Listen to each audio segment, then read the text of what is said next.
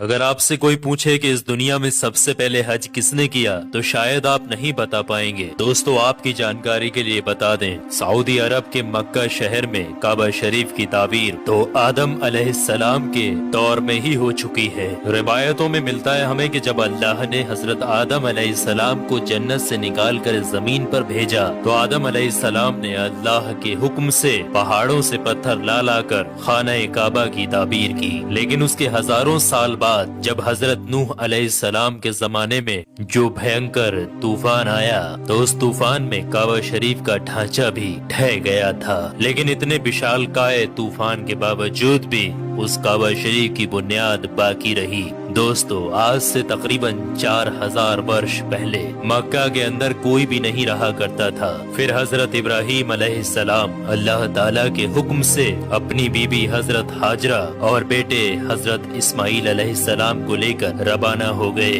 और इस मकाम पर पहुँचे जहाँ पर आज मक्का वाक़े है। उस दौर में वहाँ पर न कोई इमारत थी, न पानी और न ही यहाँ पर कोई रहा करता था। दरख्तों के नाम पर सिर्फ बबूल वगैरह की झाड़ियाँ हुआ करती थी। हजरत इब्राहीम अलैहिस्सलाम ने बीबी और बच्चों दोनों को यहाँ बैठा दिया, थोड़ा सा पानी और खजूरों को भी पास में रख दिया और फिर आप अलैहिस्सलाम शाम की तरफ चले गए। हजरत इब्राहीम अलैहिस्सलाम दूसरी बार जब मक्का शरीफ आए तो कयाम ना किया, लेकिन जब तीसरी बार तशरीफ लाए तो हजरत इस्माइल अलैहिस्सलाम से फरमाया कि बेटा, अल्लाह ताला ने मुझे एक हुक्म दिया है। तो हजरत इस्माइल अलैहिस्सलाम ने कहा तो इदात कीजिए। तो हजरत इब्राहीम अलैहिस्सलाम ने कहा कि अल्लाह ताला ने मुझे हुक्म दिया है कि यहाँ पर एक घर बनाओ। घर की तामीर शुरू हो गई। हजरत इस्माइल अलैहिस्सलाम पत्थर लाते जाते और हजरत इब्राहीम अलैहिस्सलाम बनाते जाते थे। जब तामीर जरा बुलंद हो गई तो हजरत इस्माइल अलैहिस्सलाम एक पत्थर को उठा कर लाए जो कि हजरत इब्राहीम अलैहिस्सलाम उस पर खड़े होकर ताबीर कर रहे थे। यही मकामे इब्राहीम भी है।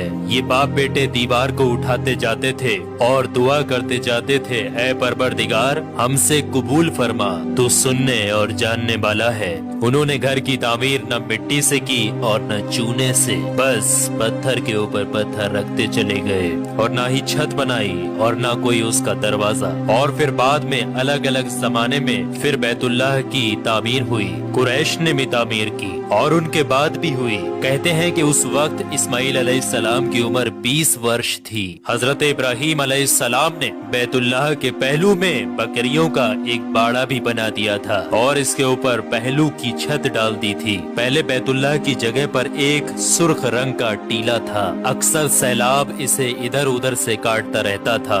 जब हजरत इब्राहीम अलैहिस्सलाम ताबीर काबा से फारिग हुए तो हजरत इस्माइल अलैहिस्सलाम से एक ऐसा पत्थर लाने के लिए कहा जो तवाफ की शुरुआत के लिए निशानी के तौर पर इस्तेमाल किया जाना था। ये पत्थर हजरत जिब्राइल अलैहिस्सलाम अबू कुबैस की पहाड़ियों से लेकर आए। हजरत इब्राहीम अलैहिस्सलाम ने इसे इस मकाम पर रख दिया जहाँ पर वो अब तक कायम है। रिवायतों में आता है कि ये पत्थर बहुत रोशन था। हजरत जिब्राइल अलैहिस्सलाम ने उन्हें तमाम मकामात भी दिखाए। और दोस्तों, जब हजरत इब्राहीम अलैहिस्सलाम को अल्लाह की तरफ से लोगों को हज करने की दावत देने का हुक्म हुआ तो हजरत इब्राहीम अलैहिस्सलाम ने अल्लाह से ये सवाल किया कि ऐ मेरे खुदा, यहाँ पर कौन लोग हैं जो कि मेरी आवाज को सुनेंगे। अल्लाह ताला ने फरमाया कि ऐ इब्राहीम, आवाज देना तुम्हारा काम है और लोगों तक उस आवाज को पहुंचाना मेरा काम है। दोस्तों, उसके बाद हजरत इब्राहीम अलैहिस्सलाम अबू कुबैस की एक बड़ी सी पहाड़ी के ऊपर चढ़कर एक बड़े से पत्थर के ऊपर खड़े हुए और लोगों में हज करने का ऐलान किया कि ऐ लोगों, अल्लाह ताला ने एक घर बनाया है और तुम पर हज फर्ज किया है, लिहाजा तुम अपने परवरदिगार की आवाज पर लब्बैक कहो। तो अल्लाह ताला ने हजरत इब्राहीम अलैहिस्सलाम की उस आवाज को इतना बुलंद कर दिया कि उस आवाज को दुनिया के हर एक इंसान ने सुना। यहाँ तक कि पेड़ पौधों को भी वो आवाज सुनाई दी, जिसकी वजह से पहाड़ और पेड़ पौधों में भी ये ख्वाहिश हो गई कि वो भी अल्लाह के इस पाक घर की जियारत करें। अल्लाह ताला ने हजरत इब्राहीम अलैहिस्सलाम को ये हुक्म दिया कि वो इस घर को रुकू और सजदा करने वालों के लिए पाक और साफ रखें। उलमा इकराम के मुताबिक हजरत इब्राहीम अलैहिस्सलाम के इस ऐलान के बाद ही हज की शुरुआत हुई और सबसे पहला हज हजरत इब्राहीम अलैहिस्सलाम ने ही किया। روایات کے مطابق رسول اللہ صلی اللہ تعالی علیہ وآلہ وسلم نے فرمایا کہ اللہ کے اس گھر پر اللہ کی رات دن 120 رحمتیں نازل ہوتی ہیں، 60 رحمتیں طواف کرنے والوں کے لیے، 40 نمازیوں کے لیے اور 20 اللہ کے گھر کو دیکھنے والوں کے لیے۔ حضرت حسان بن عدیہ فرماتے ہیں کہ ہم نے رسول اللہ صلی اللہ تعالی علیہ وآلہ وسلم کے اس قول پر غور کیا، معلوم ہوا کہ یہ سب رحمتیں در حقیقت طواف کرنے والے کے لیے ہیں، کہ وہ طواف کرتا ہے، نماز بھی پڑھتا ہے اور کعبہ کی طرف دیکھتا بھی ہے۔ کسی نے کیا خوب کہا ہے، خانہ کعبہ میں طرح طرح کی فضیلتیں ہیں، گھر والا ہی انہیں جانتا ہے۔ جو کوئی بھی یہاں پر اپنی خطاؤں سے ڈر کر آیا، اللہ اس کی حفاظت کرتا ہے۔ طاہر الکربی لکھتے ہیں کہ خانہ کعبہ 11 مرتبہ تعبیر ہوا ہے۔ حضرت آدم علیہ السلام نے بنایا، حضرت شیش علیہ السلام نے تعبیر کیا، حضرت ابراہیم علیہ السلام نے تعبیر کیا، امالکہ نے بنایا، جرہم نے تعمیر کیا، کسی نے تعمیر کیا، قریش نے بنایا، عبداللہ بن زبیر رضی اللہ تعالیٰ عنہ نے تعبیر کیا، حجاج بن یوسف نے بنایا، سلطان مراد نے تعبیر کیا جو کہ آل عثمان میں سے تھا۔